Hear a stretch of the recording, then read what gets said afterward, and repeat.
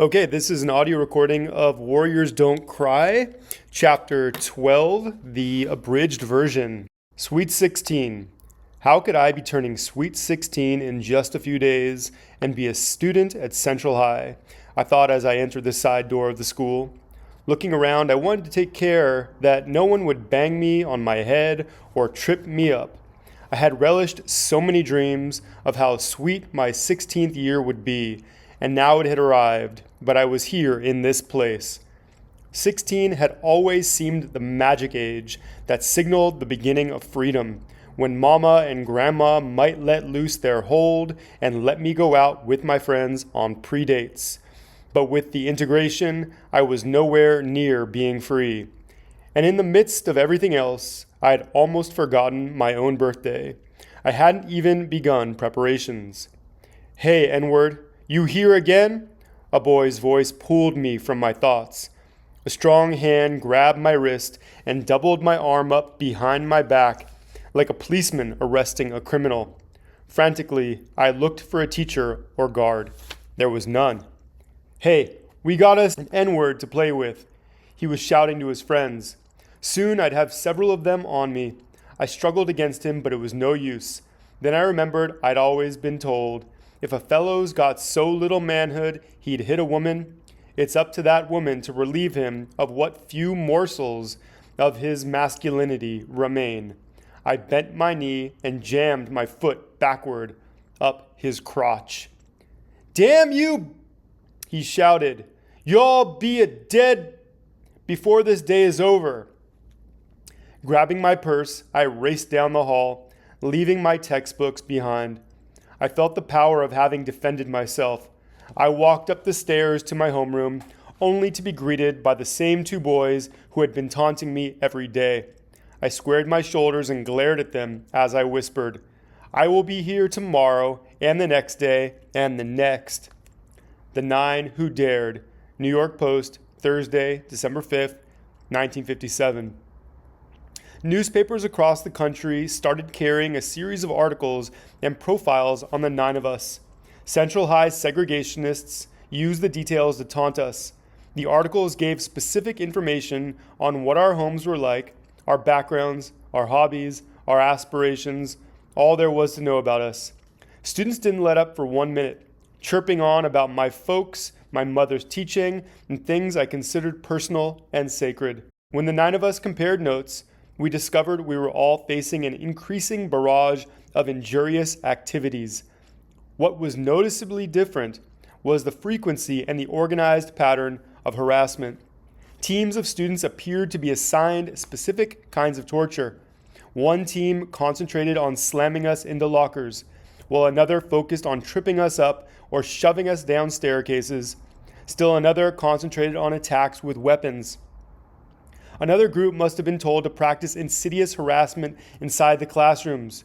Still others worked at entrapment, luring the boys into dark corners or the girls into tight spots in isolated passageways. Some continued to use the showers as a means of abuse. At the same time, I was feeling alarmed about rumors of segregationists training programs to sharpen the skills of hooligans inside school. I was also increasingly worried about Minnie Jean. She was waging yet another battle with school officials to get permission to appear with the choral group in the Christmas program. No matter how much Thelma and I tried to convince her to let go of the idea, she wouldn't give up the notion that if she could perform, somehow the white students would see she was talented and therefore accept her. I fretted about Minnie Jean as I plunged into my birthday party plans, but the more I tried to console her, the less she listened. She was the only one of my 8 Central friends I had invited to my party. Because I wanted to escape all the thoughts of being an integration person, I made her promise not to talk about Central in front of our Horace Mann friends. Not inviting the others made me feel guilty, but had the 8 come, I knew I would have been separate, one of the Little Rock 9 and not just plain Melba, a member of my old group. I counted on reconnecting to my friends from my former school. I wanted them to accept me, to take me back into their fold. I had personally called or left messages with the parents of all the people on my guest list. On the morning of my birthday, Saturday, I felt relieved when Minnie Jean called to say she couldn't come after all because she had a family event that day. Maybe with only me there, I could fade into the group and just this once be one of them. Vince was the first to arrive, looking a little ill at ease. "Good evening, birthday girl," he said, handing me a small box with a bow. I hadn't seen him in a while. I'd almost forgotten how light-skinned he was. With his dark, shiny hair piled high and his sideburns, he resembled those sideburners at Central. "Thanks, I'm glad you came," I said. My mind worked hard to separate the way he looked from the images of the boys who treated me so badly at Central. Vince is one of my people. No matter how white he looks, I told myself. I tried to think about the first date we had and to focus on how much I liked being with him. "Long time no see," Vince said as I led him into the living room. "You never return my calls." He was right. Somehow the whole integration thing had even dulled my desire for daydreams about him. He had become lost in the shuffle, an afterthought, but I couldn't tell him that. "I think about you," I told him, "especially when Grandma goes to the wrestling matches." I wanted to call. He nodded his head, but he didn't look like he believed me. As we continued polite but strained talk, I kept my eyes on the clock. I unwrapped his gift, squealing with delight at the tiny gold hoop earrings.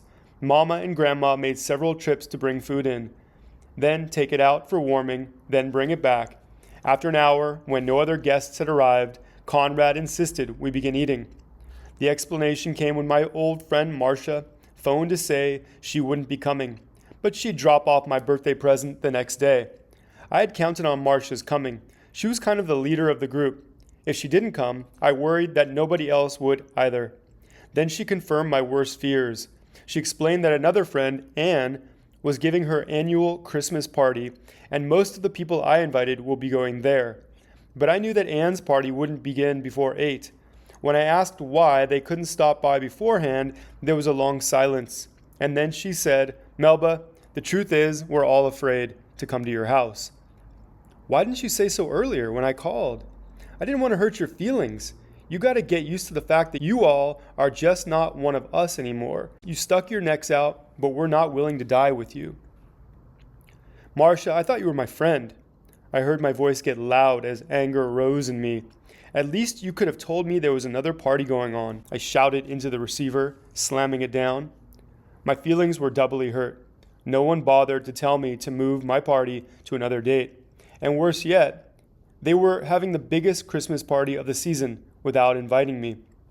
Even though I felt so embarrassed I could die, I kept smiling, trying to pretend to Vince that I wasn't brokenhearted about the empty room we sat in with all those balloons on the ceiling and all that food getting cold on the dining room table. "Let's turn on the TV now, since nobody's coming." "That just means more food for us." Conrad's voice sounded like he was speaking through a booming microphone as he burst into the room. I felt myself cringe as I watched Vince's face turn red. "Shush your mouth, boy, and get back into that kitchen." Grandma was trying her best not to look disappointed, but I could see she felt sad for me. I moved toward the dining room and started taking things to the kitchen. I caught Grandma unaware. I could see there was moisture in her eyes. "Don't worry about the party, Grandma. It doesn't matter," I said, touching her shoulder. "You just sit yourself down and entertain that young man. He doesn't want to be entertained. He wants to go to Anne's Christmas party where everybody is. He's asked me to go with him. I was hoping that since it was my birthday, they would make an exception and allow me to go with Vince. How can we allow you to go out that way in public? Don't you see those two white devils parked in their car across the street? They're watching us like always. Mutt and Jeff are just waiting for us to make a mistake so they can hang you. We couldn't rest easy with you out at night that way." "Even on my birthday?" "Especially on your birthday. This day reminds us of how important you are to us. Now, you invite Vince to sit a while. We'll have a nice evening playing games and all." But Vince clearly wanted to move on to Anne's party. He had promised me he would go, and he wanted to be with our friends. Only they weren't our friends anymore. They were his. I saw him to the door and stood in the doorway looking at Mutt and Jeff's car parked beneath the streetlight. Grandma was right. It wasn't safe. The integration had stolen my 16th birthday. Later that night, before I sobbed into my pillow, I wrote, "Please God, let me learn how to stop being a warrior. Sometimes I just need to be a girl." Step up in rumors, incidents, complaints noted at school. Arkansas Gazette, Saturday, December 14th, 1957. Army cut to guard force at Central High School by 432 men. Arkansas Gazette, Saturday, December 14th, 1957. With 4 days to go before the Christmas holidays, we were very aware of a last-minute drive to get us out of school before the new year. Flyers and cards appeared saying, 2, 4, 6, 8, we ain't gonna integrate, no, not in 58. There was lots of talk about how we wouldn't come back when the new semester started. We were all suffering from extreme fatigue as we marked our calendars and counted down the moments before the blissful 2 weeks of Christmas vacation. Most of all, I looked forward to feeling safe, to having fun with maybe a party or two, and to lots of lounging in front of the television. That was my plan. Grandma had already begun shopping, hiding gifts, and testing the Christmas lights so she could replace burnt-out bulbs. She had also begun making dough for Christmas cookies and placing it in the freezer. Mother Lois was eyeballing trees so we'd choose the perfectly shaped one.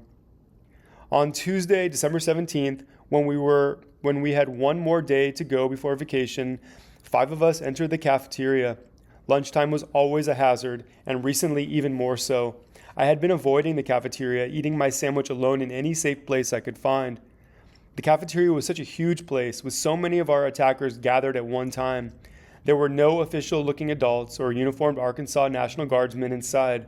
Without fail, we knew we could expect some form of harassment. As always on Tuesday, the hot lunch was chili, which Minnie Jean loved. So while I took my seat with the others, she got in line to buy her chili. Ernie emerged from the line ahead of her and sat down at our table. As Minnie Jean made her way back toward us, her tray loaded down with a big bowl of chili, we saw her hesitate. She had to inch her way through a tight spot where mostly boys sat at tables on either side of her path. She had stopped dead in her tracks. We all froze, realizing she must be in trouble. We could see 2 boys near her, one directly in her path. Something awful was happening, but there was no way any of us could do anything to rescue her. We had been instructed that in such instances, we were never to move toward the person in danger for fear of starting a riot. I was panic-stricken.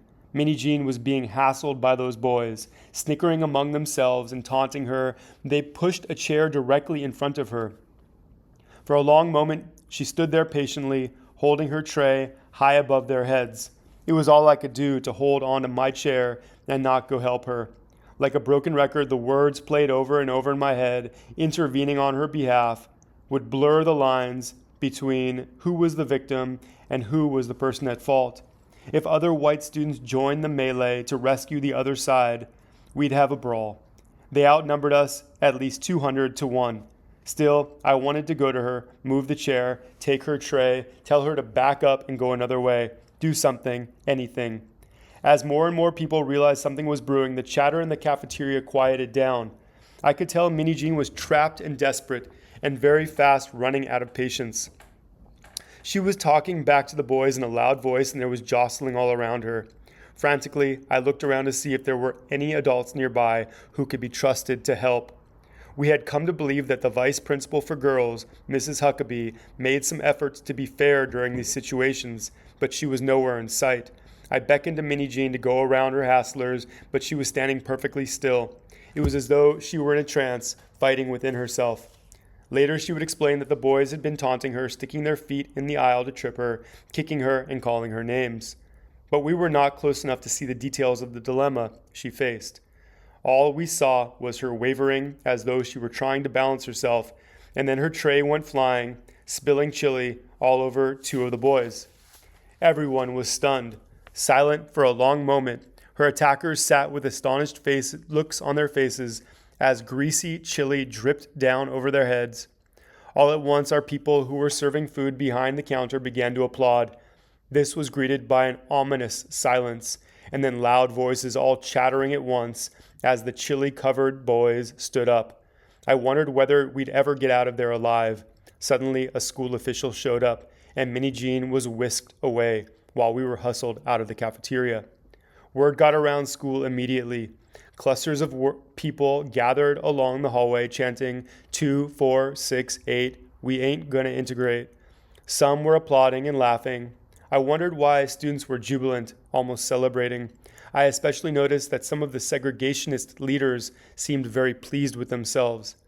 As I went to my afternoon classes, I couldn't help being very anxious about what was happening to Minnie Jean that caused such a jovial uproar. "Looking for your little friend?" one of the students said as I walked down the stairs to study hall. "She's done got herself suspended. She can only get back in if the superintendent lets her, and you know what that means." "1 down and 8 to go," was the cry we heard as we left Central High for Christmas vacation. I could hear those declarations shouted even above the festive Christmas carols being played. 1 down and 8 to go.